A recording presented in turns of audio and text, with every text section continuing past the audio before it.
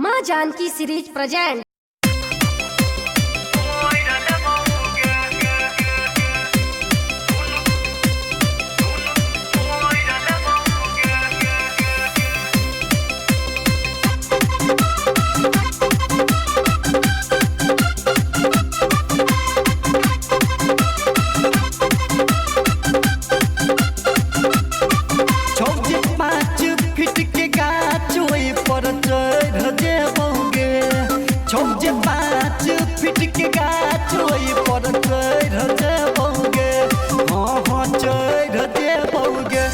ऊँची के फरल चोई में जलूची दुनू तोड़ ले बउगे।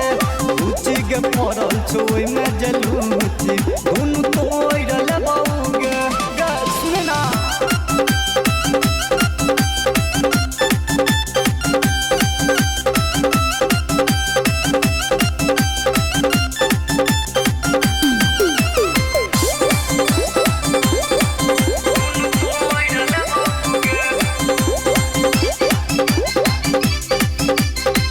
बाजोई में कौन खाद पाइन सौंप जेने छे कोन ओझा भगता सो एकर साइज के बढ़वे छे।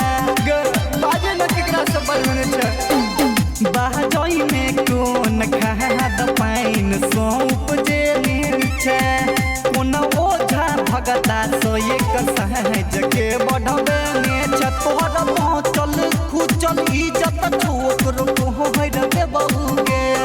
तोहरा पहुँचल खुचल इज्जत ठोकर रे बउगे। हाँ हम कोहर रे बउगे। ऊँची के फरल चोई में जलूची दोनों तोड़ रे बउगे। ऊँची के फरल चोई में जलूची दोनों तोड़ रे बउगे। दोनों तोड़बो